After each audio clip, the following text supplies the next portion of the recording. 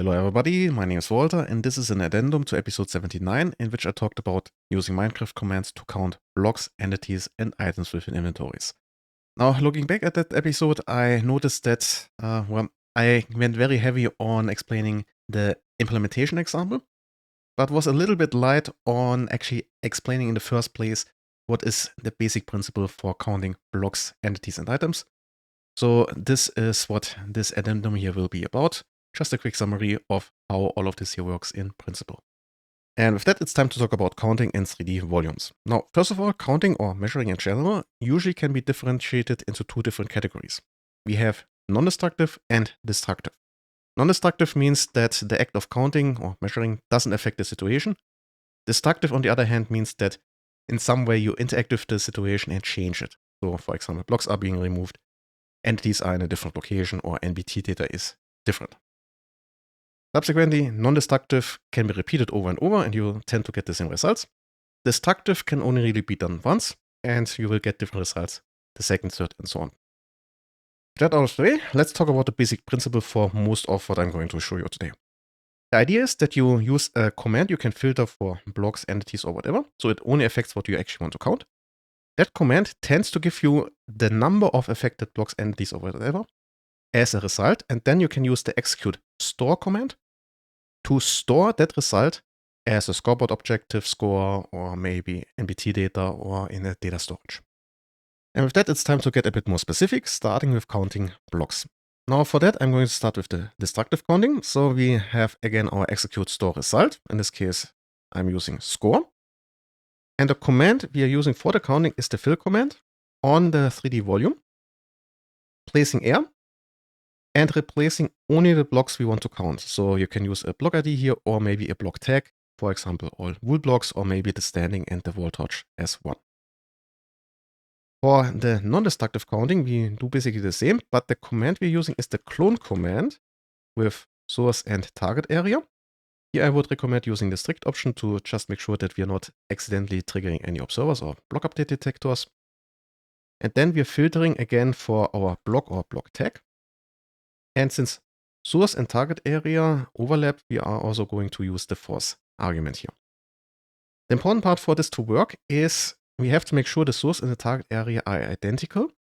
So XYZ3 is the lower northeast corner of XYZ1, XYZ2 volume. That means that we are effectively copying or cloning the blocks onto themselves. So effectively, nothing has changed. That is important for the non-destructive character of this type of counting. Next up, we have counting of entities. Here, the destructive counting works very similar to blocks. So we start with execute store result, in this case again with a score. And then next up, we need to make sure we are in one of the corners of the volume we want to analyze. So positioned and then XYZ of that corner. It can be any of the 8 corners, it doesn't have to be the lower northeast corner. Then we use the kill command to affect all entities in that volume, which is defined by the X, the Y, and the Z. So we don't give it a second corner, just the size of the volume, which can be also negative in the values. And also the type, which defines the entity we are looking for. This can be just an entity type ID, or it can also be an entity type tag. And that will give us destructively the number of entities affected here. For non-destructive counting, I have to go a little bit of a different way. So I'm not going to use store result, just the position to get to the corner of the volume, and then at or as, it doesn't matter which one you go with. The target selector is the same as above. So we are targeting every entity we want to count. And everything that comes after, so this part of the command, is done once for every of those entities. And what we're doing is just incrementing the result by 1. So every entity is basically counting itself. This may require a little bit of more work beforehand and afterwards, so you have to make sure the result is reset beforehand. And you may want to copy the result to a more permanent storage later on. And that brings us finally to the counting of items in inventories of blocks and entities. Here, first things first, the destructive counting is not really a thing because we are generally using the data command here in a non-destructive way. You can still go destructive by using the non-destructive and adding an intermediary step to get rid of the items. Furthermore, since the data command can only really affect a single entity or block at a time, we have to do some scanning since we don't have a nice 3D function for that. I already talked about scanning in an early episode, so I'm not going to go too far into the details here. But basically, at least for blocks, we have to scan through the X, Y, and Z coordinates. Then, if you're counting multiple different item types separately, we have to scan through the different item types. And then finally, the inventory slots. That is at least the order I found the most useful. You can change that up if you want.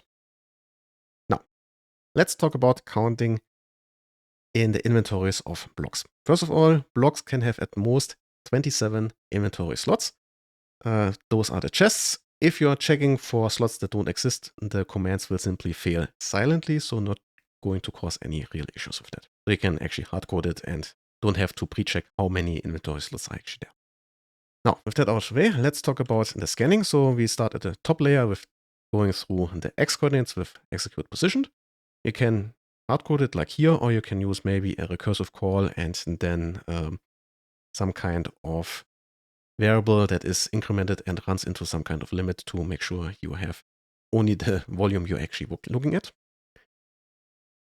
That function calls the second function, which steps through the y coordinates, and calls the third function, which steps through the z coordinates. At that point, it also makes sense to pre-check if the block you're looking at now actually has an inventory. If that is not the case, then we can simply skip everything after that and go to the next block in the chain. Now, this function then, as I said, calls the function that steps through different item types. So we have a function call here with a macro, and the macro is the item ID, which can be again just the item ID or maybe an item ID tag. That function then is where we are stepping through the item slots. And for that to work, especially if you're looking at multiple different items and want to count them separately, the first step is actually retrieving the count up to this point for that item type from permanent storage, or maybe NPT data or whatever, and store it in our variable. Then we call the next function for a given item slot. So the first step actually is checking if that item slot contains the item you're looking for. So slot 0 has the item of the given item ID. And if that is the case, then we call the next function with the slot 0. And then slot 1, 2, and so on. Once we're done with all of those countings, we have the final result or the updated result in our variable, and then we just need to put that value back into our permanent storage. And the counting itself is also pretty simple. So let's scroll down a little bit. So the first step is somewhat reminiscent of what we had already earlier. So execute store result. In this case, we are using a score as the target. And the command we're running is the data command to get the number of items in the given inventory slot. Once you're done with that and you want to go destructive, you can use the item command to remove that specific item from the inventory. And then finally, you can add that value to the result value. So you're just counting up with that. And that brings us to the inventories of entities. Now here, we don't actually have to step through the X, Y, Z coordinates, since we can do this with the same trick as before. Execute position to get to one of the corners. And then the target selector with the dx, dy, and dz to define the volume itself.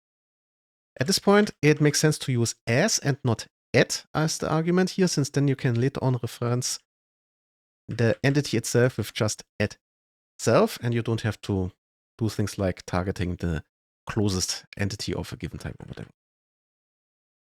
Furthermore, it makes sense to only target entities that actually have inventory you want to look at.